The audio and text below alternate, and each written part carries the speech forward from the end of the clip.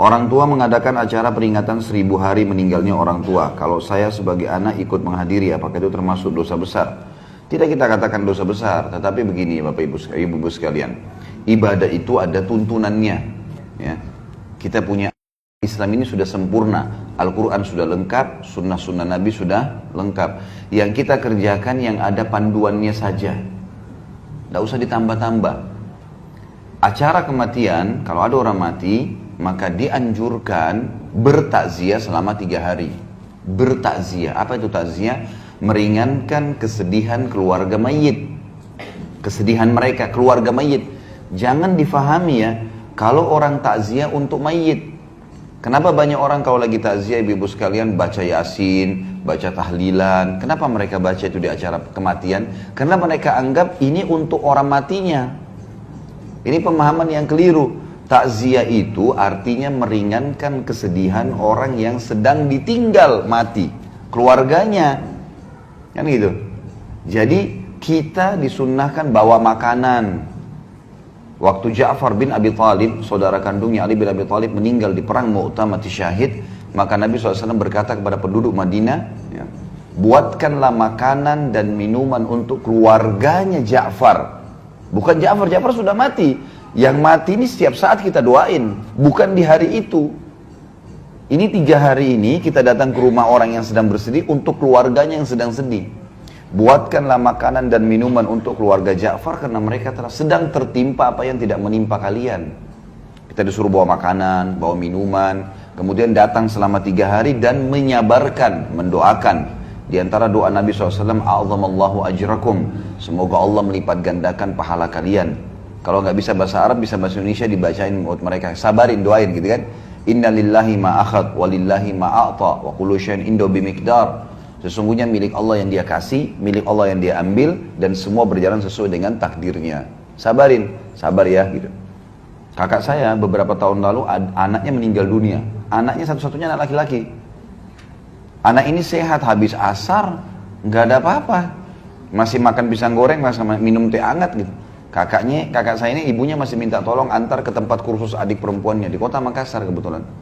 Pada saat itu tiba-tiba jam habis maghrib dia pulang habis antar ibunya, temannya telepon dari Bali minta dijemput di bandara Makassar. Dia keluar pintu tol ditabrak mobil truk mati. Meninggal, nggak sakit, nggak apa, nggak ada sama sekali apa-apa. Tadi masih antar ibunya, jam 12 malam baru ketahuan. Itu pun yang tahu kebetulan adik saya laki-laki, jadi pamannya anak ini ya. Itu dari celananya, kok celananya kayak dia, ada dicari di rumah sakit, cari di mana-mana ditemukan. Itu darah semua. Yang jelas, pagi-pagi habis subuh saya ditelepon, ini kakak saya yang laki-laki sudah nangis-nangis, kali cepat segera datang ke Makassar. Kenapa? Ini ponakan kita meninggal. Saya beli pesawat pertama, tiket pesawat pertama Garuda, kemudian saya berangkat pagi ke sana, tiba di sana, semua keluarga bilang, ini kakak kamu sudah nggak ada yang bisa hadapin. Dari malam pingsan terus nih, bangun pingsan, nggak mau makan, nggak mau minum. Ini masalah, nanti sakit juga dia. Gimana caranya? Saya datang dekatnya lalu saya dudukin. Kak duduk sebentar, saya duduk. Setelah saya salaman lalu saya bilang, Hamdi, namanya anak ini Hamdi. Hamdi ini tidak hilang. Tidak hilang, saya bilang. Hamdi ini kita sebagai orang beriman tahu, pindah alam ke alam akhirat. Akhirat itu abadi.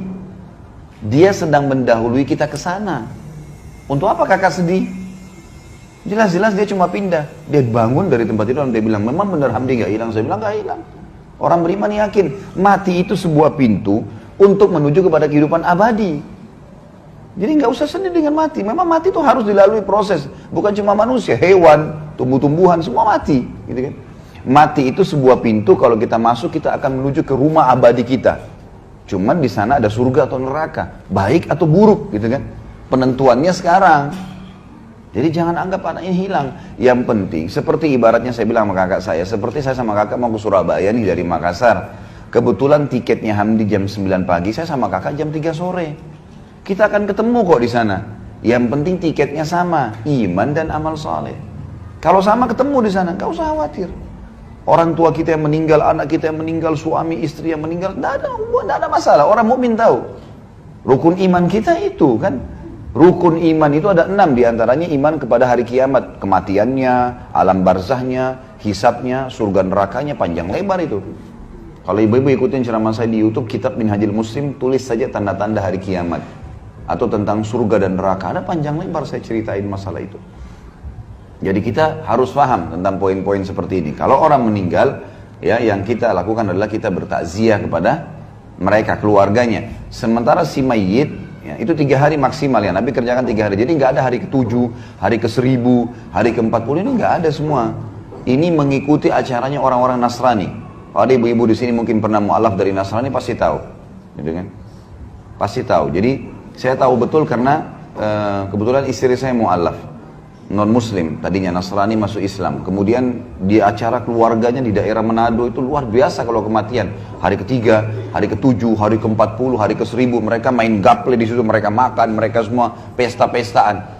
Orang Islam nggak ada hubungannya dengan itu. Nggak ada hubungannya sama sekali, kita nggak ada hubungannya, kita punya syariat sendiri. Takziah 3 hari maksimal. Dan sabarin, bawain makanan, pulang. Jangan duduk di situ. Gak usah lama-lama, Nabi SAW dalam 1 hari bisa datang sampai 3-4 kali ke rumah orang yang sedang bersedih. Baik, untuk si mayit, apa yang kita lakukan? Perbanyak amal buat dia. Beristighfar untuknya. Dan itu setiap saat.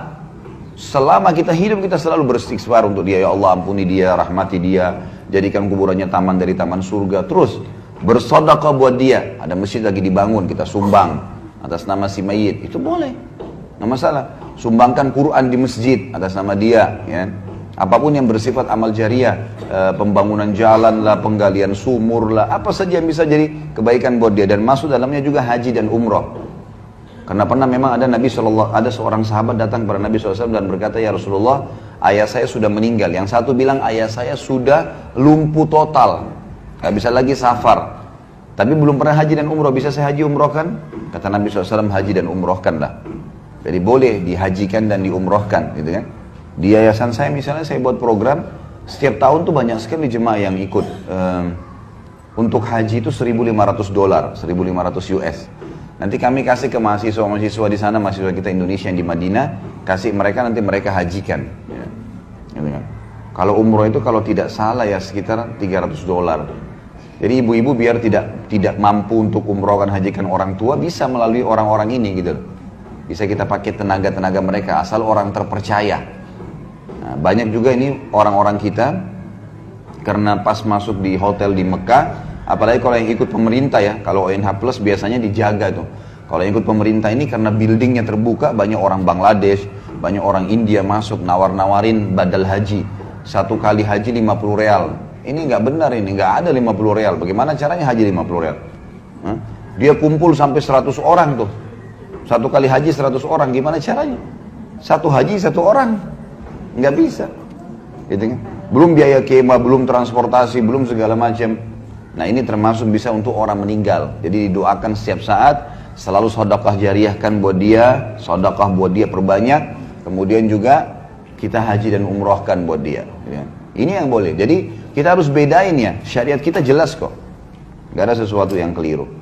Jadi perayaan hari 1000 mati ini tidak pernah ada. Setiap hari kita ingat dia, bukan hari ke-1000. Setiap hari kita sedekah, setiap hari kita doain, setiap detik kita doain.